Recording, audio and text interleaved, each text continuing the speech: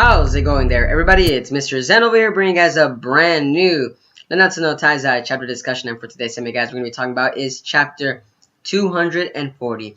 Yes, folks, the theme of this whole entire chapter is definitely the old kings. Kings, and including King Sama himself, folks. Oh, yes. King was definitely pushing Chandler on the ropes in the previous chapter, but now in this chapter, King himself, oh my god, he was definitely outclassed once again. It seems that Chandler is now going to full 100% DBZ status on freaking the Taizai team itself. And the thing that I'm kind of a little worried about is the fact that, like, this guy wasn't even going at full 100%. What the heck? Jesus. Because, I mean, for Pete's sakes, you know, you kind of see that the way that Chandler was actually being introduced is slowly, didn't seem that intimidating. He just seemed like a happy-go-lucky old man. Of course, you know, that has demon powers, of course, but at the same time, you know, once he goes full-on wrath demon form, then that's when his true intentions came out. Just like how Kusak and Zeldris were actually stating, is the fact that, like, and I kind of was actually figuring it out too, is the fact that I knew he had a resemblance of a dragon, because when he started like transforming, he got that full like six-pack shadows on each of the pecs itself. He's got biceps, triceps. He's got it all made, and it's so funny because the fact that, you know, like I was thinking about it, like, this guy's probably a dragon in itself, because if I remember correctly, MacLeod's theme is like of a dragon. It's of a dragon theme, if I remember correctly. When the dog that little dog that King has, if I remember correctly, it kind of showed that, like, MacLeod was kind of like a giant, like, snake looking thing, demon looking thing, if I remember correctly. It looked like a giant behemoth of a creature. That's what I'm thinking. Like, maybe all these demons are kind of like that in a sense. I mean, Meluscula is kind of the same way as well. But the point is, you know, he kind of does have like this dragon thing going on right there. Because, I mean, he like sprouted giant wings in his back. So, and a tail, if I remember correctly. And he had like a giant long sword as well. So I'm kind of wondering too, like, what's the point of having that giant sword? Is it just so that he can actually like swing? Which, by the way, when he swung that sword, he definitely left like a giant slice halfway across the freaking mountain itself. Oh man, that was pretty cool. I'm not gonna lie, in the comments, he's always doing pretty good stuff right there.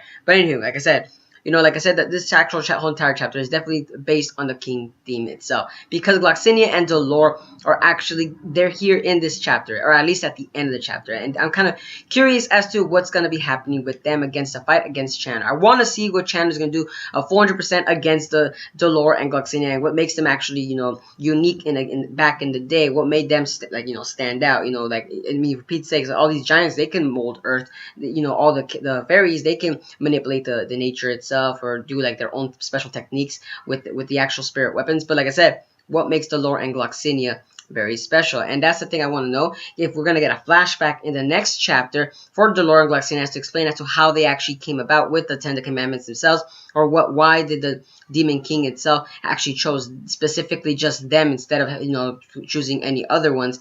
Because, you know, like I said, the Demon King is specifically choosing specific people. And but like I said, but why them? What makes them stand out? And that's what I'm kind of hoping to see in the actual next chapter, or at least we get to see some redemptions from them and saying like, oh, why did we do this now? I'm kind of regretting it, etc., etc. But that makes them more saying like, okay, now we're gonna actually join the good side. But then that could also mean that they're gonna be exonerated out of the story, because remember, Meluscula is not taken out, but that means that they're going to sacrifice themselves for the greater good. And if, for Pete's sakes, if they are going to sacrifice them for the greater good, I'm wondering if they're going to hand down their weapons or more of their techniques, or at least give King and Diana something to actually hold on to, saying like, oh, these are sacred treasures that you guys can actually hold on to them, and blah, blah, blah, and blah, blah, blah. Maybe that's how it might go. You know, something along the lines of that, of course. But needless to say, can't wait. But, like, oh, yeah, definitely there's something more interesting to notice about, is the fact that Bond himself, again, he is not that as strong, you know? His immortality is his greatest technique, but when it comes to facing these strong demons, it doesn't necessarily come at it as a good thing. Because these guys are so strong that they just one-shot bomb every single time. And it makes me wonder, like, is Bond going to have his own sacred weapon, or is he actually going to do something that's going to give him a huge power-up? I mean, for Pete's sakes, Bond needs a huge power-up.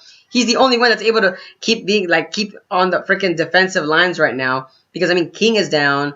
Gauther, by the way, in this chapter was definitely taken down, which, by the way, the absolute order technique was definitely something to talk about, too, because the fact that Gauther himself is somebody that, you know, we need to look forward to in this whole entire actual arc itself. I mean, for Pete's sakes, guys, you're kind of wondering, too, wait a minute. Gauther does, you know, mind techniques. He attacks the spirit like he did against Chandler. It's like, whoa. What's going on?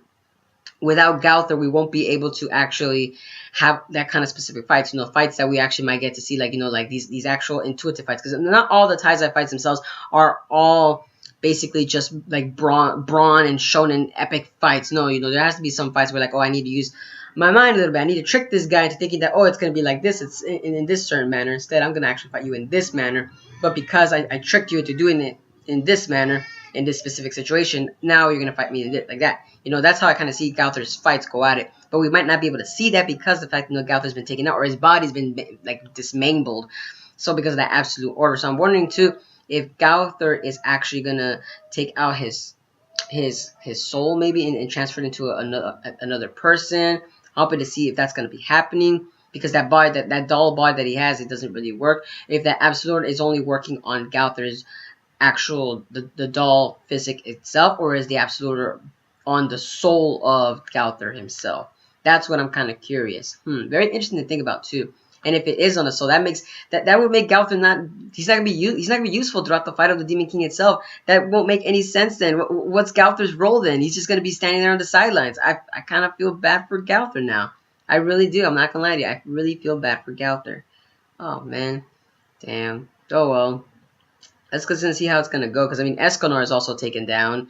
King is just now, like, literally in the brink of actually just, like, collapsing too. So it makes you wonder that Delore and Cloxinia, these guys are basically going to be protecting the Taizai team until they actually get to where they're actually heading. Or at least maybe Nakaba Sensei is actually going to sidetrack their missions and actually put them on the side, because the fact that, you know, they need a rest now, because they're underestimating the Ten Commandments right now because of the fact they got Cusack and Chandler now. That's what I'm kind of noticing. So I wonder how that's going to be playing out.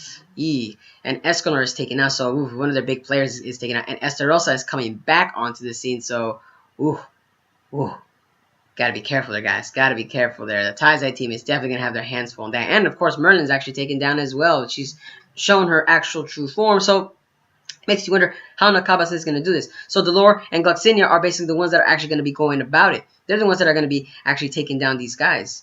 Or at least they're going to try to. Let's hope that they actually do take the Chandler down. That's what I'm hoping for. That's what I really am. But let me know down in the comments below, guys, to what are you guys' thoughts on the Taizai chapter itself. Chapter 240. I would say, Ye Old Kings. That's the thing. That's not even the theme. The Old Kings. The Old Kings. Yes. But yeah. Let me know down in the comments. Oh, and also, what are you guys' thoughts on Gauther's role in this entire arc now as well? Because of the fact that he keeps getting taken out every single time. Every single friggin' time. Do you guys think that Gauther is going to transfer his soul into another doll? Or do you guys think that the soul itself has the absolute order? Like I said, let me know down in the comments below. And as always, guys, if you guys enjoy my content, don't forget to give a like, comment, share, and subscribe for more Nanatsu no Taizai chapter discussions. And as always, guys, hope to see you guys again in the next video. But peace out, folks.